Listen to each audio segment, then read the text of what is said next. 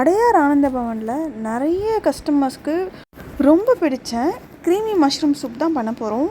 இது one of my most favourite. Same அதே டேஸ்ட்டில் வீட்லேயே சூப்பராக பண்ணலாம். வாங்க எப்படி பண்ணலான்னு பார்க்கலாம்.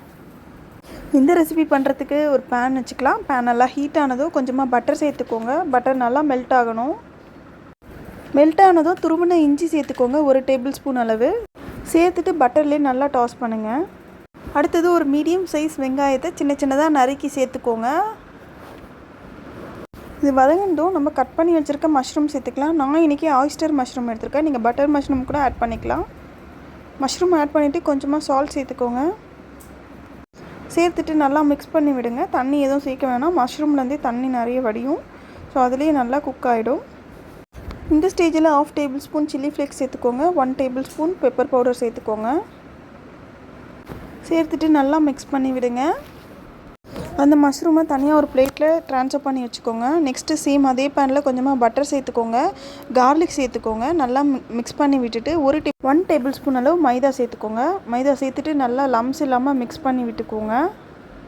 மிக்ஸ் பண்ணதும் 1 கப் அளவு மில்க் சேர்த்துருக்கேன். சேர்த்துட்டு நல்லா கலந்து விட்டுக்கோங்க. மைதா சேர்த்ததுனால நல்லா திக் கன்சிஸ்டன்சி வரும். இந்த ஸ்டேஜில் உங்களுக்கு தேவையான வெஜிடபிள்ஸ் நீங்கள் சேர்த்துக்கலாம். நான் இன்றைக்கி கார்ன் மட்டும் சேர்த்துக்கிறேன்.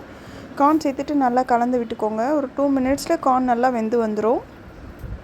இப்போது இந்த சூப்புக்கு தேவையான அளவு சால்ட் சேர்த்துக்கோங்க. ஆல்ரெடி நம்ம மஷ்ரூமில் சேர்த்துருக்கோம். ஸோ அதுக்கு பேலன்ஸ் பண்ணி இப்போ சேர்த்துக்கோங்க. இப்போ ஒரு 3 மினிட்ஸில் நல்லா க்ரீமி கன்சிஸ்டன்சி வந்துடும். இந்த ஸ்டேஜில் நம்ம வதக்கி வச்சுருக்க மஷ்ரூம் எல்லாத்தையும் சேர்த்துட்டு நல்லா மிக்ஸ் பண்ணி விட்டுக்கலாம். ஸ்டவ்வை மீடியம் ஃப்ளேமில் வச்சு ஒரு 2 மினிட்ஸ் குக் பண்ணுங்கள். இந்த மாதிரி கொதி வந்ததும் ஆஃப் பண்ணிவிடுங்க.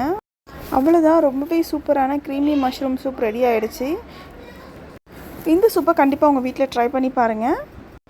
அண்ட் இந்த சூப்போட இன்க்ரீடியன்ட்ஸ் அண்ட் மெஷர்மெண்ட்ஸ் எல்லாமே டிஸ்கிரிப்ஷனில் கொடுக்குறேன். இந்த வீடியோ உங்களுக்கு பிடிச்சிருந்தா மறக்காமல் ஒரு லைக் பண்ணுறேங்க. நம்ம சேனலை சப்ஸ்கிரைப் பண்ணாமல் பார்த்துட்டு இருந்தீங்கன்னா மறக்காமல் சப்ஸ்கிரைப் பண்ணிக்கோங்க. அண்ட் கூட இருக்க பெல் ஐக்கானும் கிளிக் பண்ணி ஆல் ஆப்ஷன் கொடுத்துக்கோங்க. தேங்க்யூ.